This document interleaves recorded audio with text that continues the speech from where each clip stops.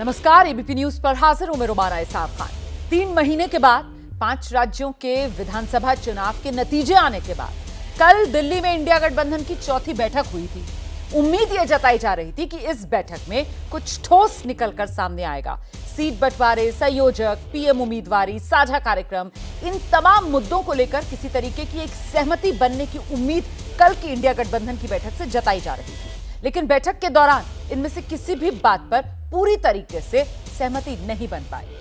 अब उल्टे ममता बनर्जी की तरफ से मल्लिकार्जुन खड़गे को पीएम उम्मीदवार बनाने के प्रस्ताव को लेकर घमासान शुरू हो गया है। अरविंद केजरीवाल ने कल भले ही ये कहकर ममता के प्रस्ताव का समर्थन कर दिया हो कि देश को पहला दलित पीएम मिल सकता है, लेकिन वो ना तो खुद खड़गे तैयार हुए इस बात को लेकर, ना ही कांग्रेस और ना ही इंडिया गठबंधन में शामिल अन्य पार्टियां। तो ताज्जुब की बात यह भी है कि खड़गे को उम्मीदवार बनाने का प्रस्ताव रखने वाली ममता बनर्जी ने खुद परसों ही यह बयान दिया था कि पीएम का फेस तो नतीजों के बाद तय किया जाएगा।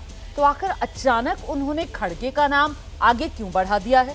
और सिर्फ पीएम की दावेदारी ही नहीं, बल्कि कई दूसरे मुद्दों पर भी गठबंधन में खटपट जो है वो साफ नजर आ रही है। मीडिया रिपोर्ट्स के मुताबिक बीएसपी को गठबंधन में शामिल कराने पर समाजवादी पार्टी विरोध में नजर आई।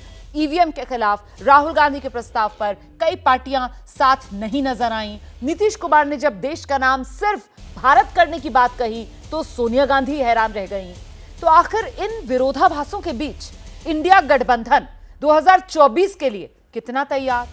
आज के शो में इसी सवाल का जवाब तलाशेंगे। इंडिया गठबंधन की ताजा बैठक के नतीजों को डिकोड करेंगे। हमारे साथ खास मेहमानों का पैनल मौजूद रहेगा। अलग अलग पार्टियों के नेताओं से लेकर वरिष्ठ पत्रकार तक हमारे साथ मौजूद होंगे। लेकिन शुरुआत करते हैं राजनीतिक वार पलटवार के साथ।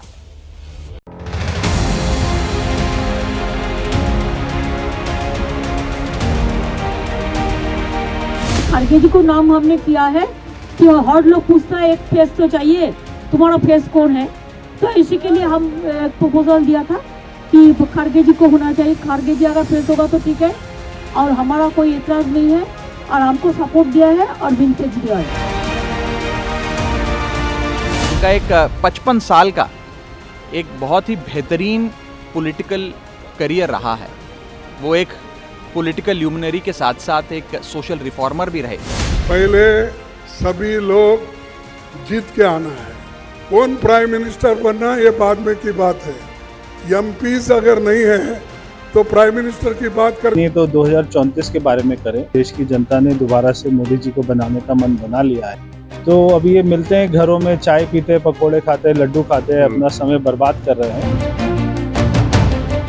बीएसपी ने हमेशा बीजेपी का साथ दिया है और अब तो इस हद तक हो गया है कि वो बीजेपी की बी टीम मानी जाती है। तो इन हालात में हम कैसे उनके साथ अनाउंस कर सकते हैं?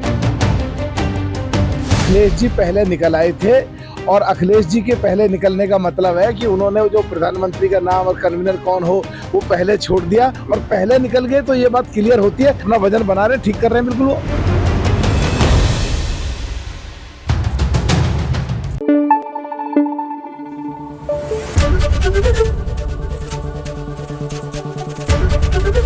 एबीपी न्यूज आपको रखे आगे।